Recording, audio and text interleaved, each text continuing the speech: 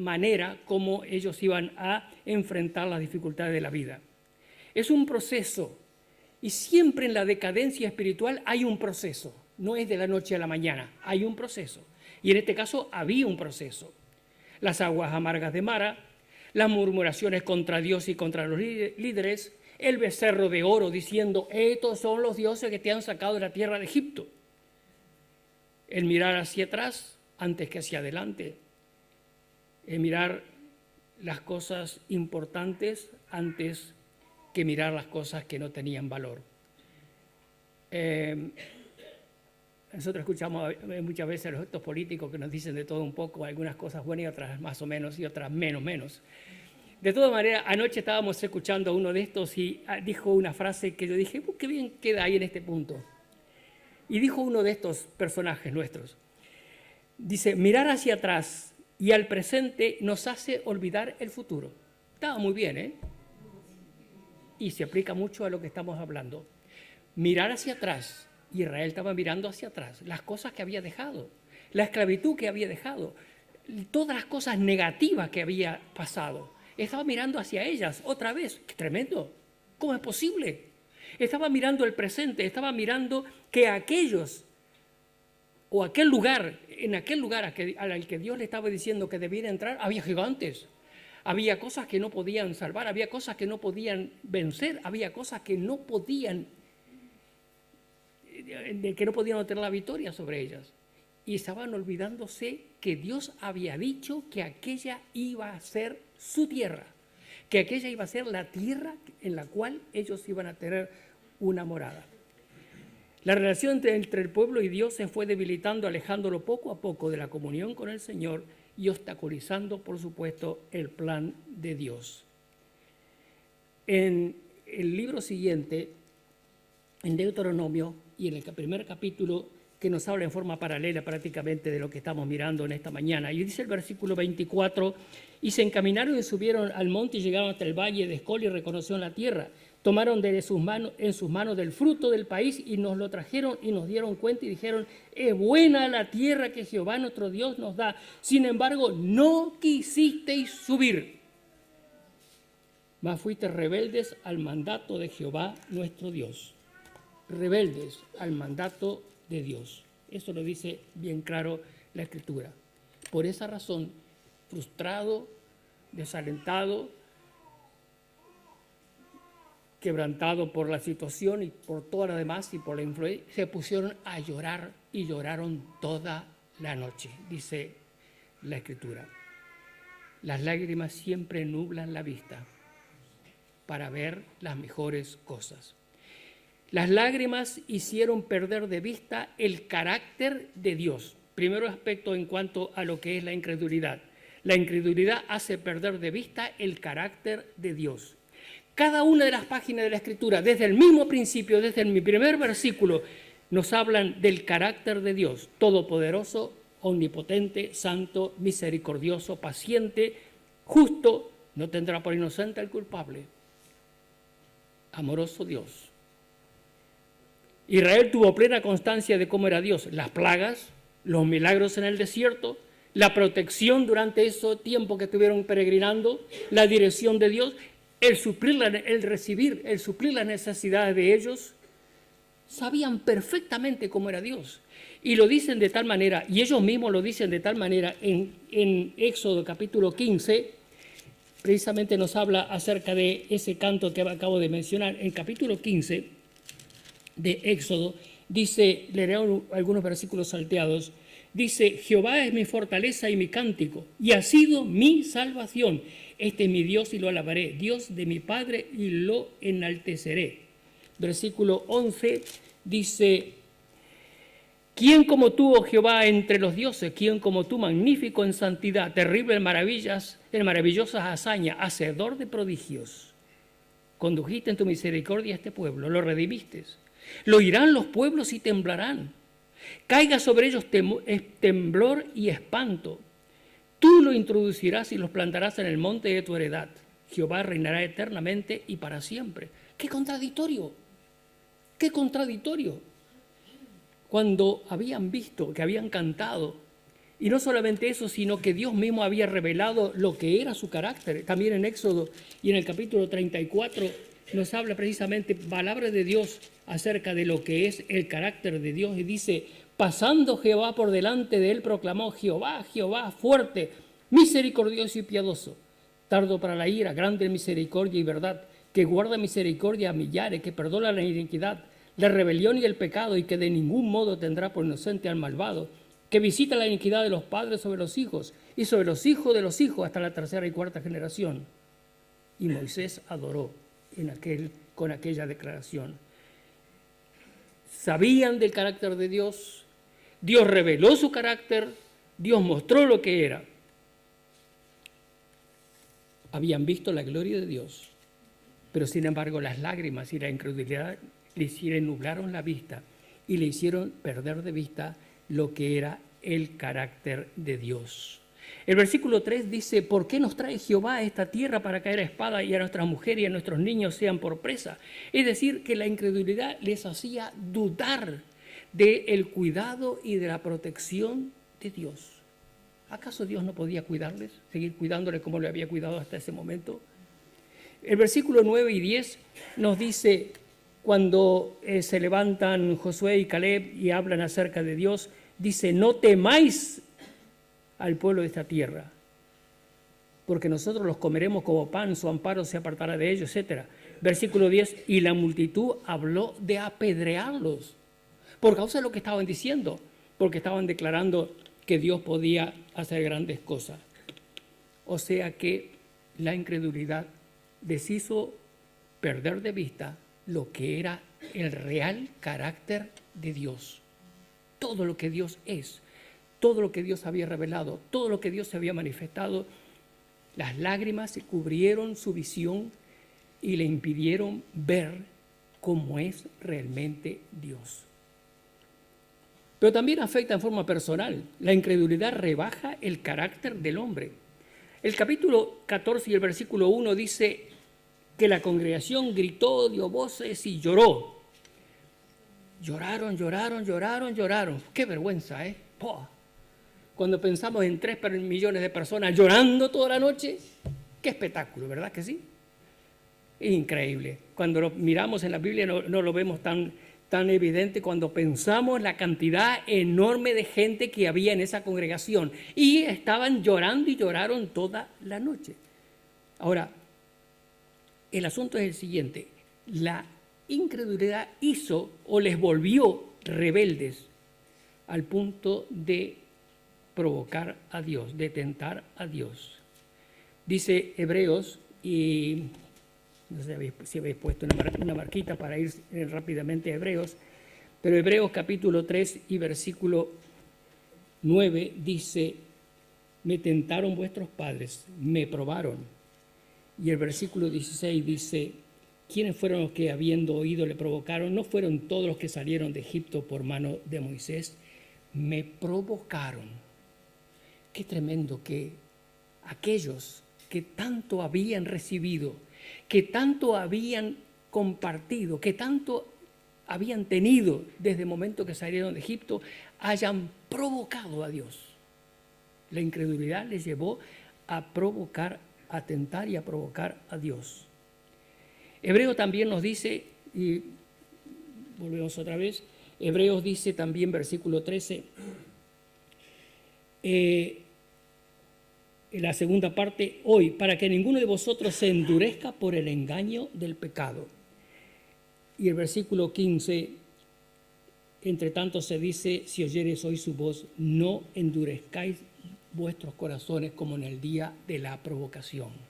O sea que la incredulidad hizo que los corazones de ellos se endurecieran. La incredulidad también lo que hace es hacer perder de vista el hecho de que estamos tratando con un Dios santo. Hace perder de vista el hecho de pensar que estamos tratando con un Dios justo, que no va a hacer absolutamente nada contrario a lo que es su santidad y su justicia. La incredulidad introduce la duda en lo que Dios había prometido. ¿Acaso Dios no había prometido que aquella iba a ser la tierra de Israel? ¿Acaso Dios no había prometido, no le había llevado hasta ese sitio para darles esa tierra que Dios había dicho desde el mismo principio que iba a ser la tierra donde fluye leche y miel? ¿Acaso Dios no había dicho bien claro que esa iba a ser la tierra para el pueblo? Y la incredulidad también hace o rebaja el carácter del hombre hasta el punto de que están opuestos a lo que Dios había predicho de antemano. La incredulidad hace precisamente de que el carácter de cada persona sea rebajado. Pero hay algo más. La incredulidad obstaculiza la obra de Dios. Capítulo 3 y versículo 27 dice: nosotros llegamos a la tierra a la cual nos enviaste, la cual ciertamente fluye leche y miel, y este es el fruto de ella, mas el pueblo que habita en aquella tierra es fuerte, y la ciudad es muy grande y fortificada, y también vimos allí a los hijos de Anac, y Amalek, etc. Y luego en los últimos versículos dice 33, vimos gigantes, hijos de Anac, raza de gigante, éramos nosotros como, a nuestro parecer, como langostas, y así les parecíamos a ellos.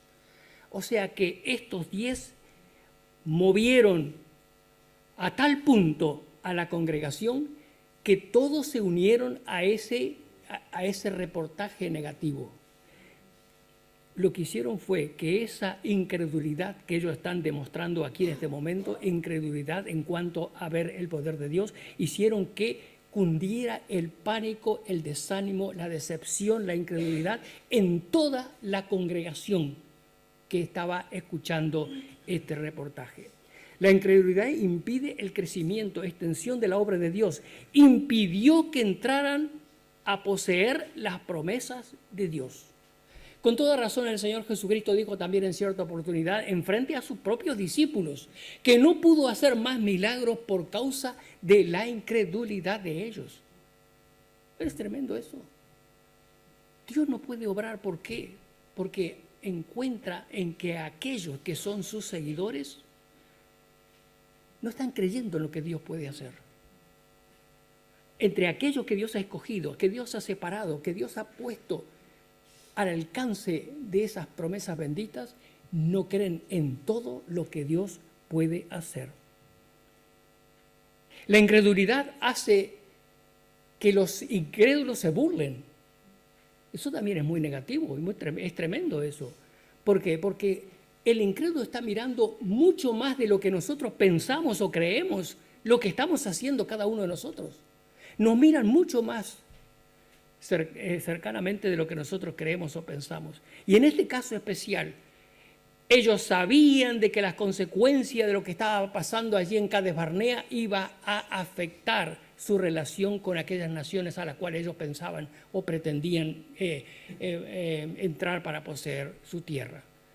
Pero lo que iba a pasar iba a ser de que frente a aquella situación iba a burlarse de este pueblo que pretendidamente creía en el Dios único y verdadero. A tal punto que luego, cuando se dieron cuenta de que habían cometido un error, dijeron, bueno, vamos a subir entonces y vamos a conquistar la tierra y vamos a pelear contra los enemigos, etcétera, etcétera. Pero Dios no estaba con ellos, de tal manera que subieron y fueron derrotados. O dicho de otra manera, el incrédulo se burló del pueblo por causa de la incredulidad que habían demostrado. La incredulidad hace mirar hacia atrás. Y eso fue lo que hicieron inmediatamente. Mejor que volviéramos a Egipto. ¿Pero cómo? ¿No habías estado 400 años en esclavitud? ¿No habías clamado a Dios, por favor, que nos libere de esta situación? ¿No habías estado en una situación tremenda de esclavitud sin tener absolutamente ningún derecho? Y habiendo clamado de tal manera que la Biblia dice que he oído el clamor del pueblo, dice Dios, y entonces levanta a Moisés para que fuera a libertarles y a sacarles para llevarlos a la tierra. ¿Cómo es posible? ¿Cómo es posible que estén añorando aquellos tiempos? Y sin embargo, esto estaba precisamente siendo el tremendo obstáculo que les impedía llegar hacia la tierra. La incredulidad hace perder lo mejor de Dios. La incredulidad hace perder lo mejor de Dios. ¿Qué era lo mejor en aquel momento? ¿Qué era lo mejor en aquel instante? Era el cumplimiento de la promesa de Dios. El cumplimiento de la promesa que Dios había dado al pueblo. Os llevaré a una tierra en la cual fluye leche y miel. ¿Lo crees o no lo crees? Pero era la promesa de Dios y Dios es fiel para cumplir todo lo que ha prometido. Es tremendo realmente cuando vemos esas consecuencias. Ahora, tal vez nosotros pensamos, bueno, de todas maneras eso sucedió con Israel y está ahí como ilustración, como ejemplo, etcétera, etcétera. Podemos decir, bueno, es cierto, fueron incrédulos, no creyeron en las promesas, se quedaron afuera, murieron todos en el desierto, la siguiente generación fue la que entró. No me afecta. Podríamos decir tal vez algo semejante. No me afecta porque eso fue algo que tiene que ver con Israel. Sin embargo, en capítulo 3 de Hebreos, y esto es Nuevo Testamento y esto es para nosotros, dice, por tanto, hermanos, miren la palabrita esta que dice aquí, por tanto, hermanos santos, participantes del llamamiento celestial, considerad al apóstol y sumo sacerdote de nuestra profesión, Cristo Jesús. Y luego empieza la descripción de los versículos que han sido leídos en esta mañana. Si oyeres hoy su voz, no endurezcáis vuestros corazones. Si bien es cierto que el pueblo que murió no entró en el cumplimiento o en el recibir la tierra prometida, sin embargo, el libro de Hebreos nos habla a nosotros y nos dice, ¿cuál es tu problema ahora? ¿Cuál es tu problema? Israel es el ejemplo, Israel es la ilustración, Israel es el que nos va a mostrar precisamente lo que nosotros debemos evitar. ¿Cuál es nuestro problema? Ahora, ¿qué es ser un incrédulo? Bueno, nosotros podemos decir, bueno, un incrédulo es un ateo, es un agnóstico, uno que rechaza el mensaje del Evangelio. Sí, correcto, es cierto. Pero también un incrédulo es el que no confía, el que duda, el indeciso, el que no tiene un cabal conocimiento del carácter de Dios. ¿Verdad que sí? Sí. Y a veces nos encontramos precisamente en la misma situación. Israel puso en duda la promesa de Dios. Dudaron de su capacidad para darle la victoria sobre los enemigos. Dudaron de su cuidado. Dudaron de su protección. Dudaron de su provisión. ¿Y no caemos a veces en la misma trampa? A veces nos encontramos igual. A veces dudamos de su cuidado, dudamos de su protección, dudamos de su provisión, dudamos de que pueda darnos la victoria sobre los enemigos, dudamos. Y el que duda es semejante a un incrédulo. ¿Cierto? Dice Romanos capítulo 4 y versículo 20. Abraham, padre de la fe, no dudó por incredulidad. Miren la unión de las dos palabritas. No dudó por incredulidad de la promesa de Dios, sino que se fortaleció en fe. No dudó por incredulidad. Por el contrario, se fortaleció en fe. Abraham creyó en la promesa de Dios, sin dudar, porque estaba plenamente convencido de que Dios era capaz para cumplir todo, absolutamente todo lo que había prometido. Israel dudó. Los enemigos, las dificultades, los problemas, los gigantes. Nos vamos a poner a llorar. Dudó, incrédulo. No creyó en el carácter de Dios, que era poderoso y mucho más poderoso para hacer grandes cosas en su favor, como lo había hecho ya en el pasado para con ellos mismos. Su vida se vino al suelo, o sea, su carácter como persona, su carácter espiritual quedó por los suelos. Y aquellos 10 influenciaron a tal punto sobre el resto de la congregación que lo que hicieron fue exactamente impedir que entraran en el pleno goce de las promesas de Dios. Qué obstáculo tremendo, ¿eh? ¿Cómo el diablo puede hacer una obra tan buena, por así decirlo, ¿no?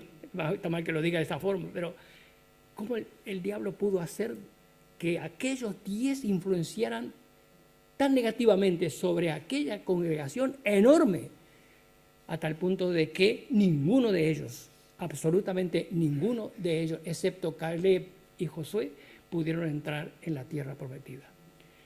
No creyeron en la promesa, obstaculizaron la obra de Dios. Pero dice en forma bien clara Hebreo, en estos versículos que estamos leyendo: para nosotros, hermanos en Cristo, si oyeres hoy su voz, no endurezcáis vuestros corazones.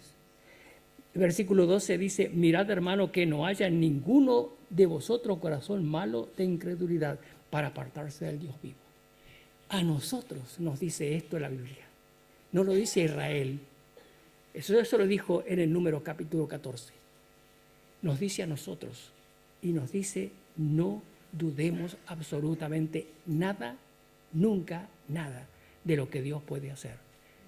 No permitamos que el diablo nos haga llorar y que esas lágrimas enturbien nuestra vista para que no veamos el poder de Dios, para que no veamos el cumplimiento de las promesas, para que no entremos en el goce de las promesas de Dios, para que no entremos al pleno cumplimiento de todo lo que Dios nos ha dicho. Este pasaje nos dice que para Israel era la tierra el haber llegado al final de la jornada, en el caso del capítulo 14. Para nosotros en hebreo es la exhortación a ser obedientes, a no dudar, a confiar plenamente en sus promesas, en aquel que nos ha llamado, y así encontrar el pleno descanso en el Señor.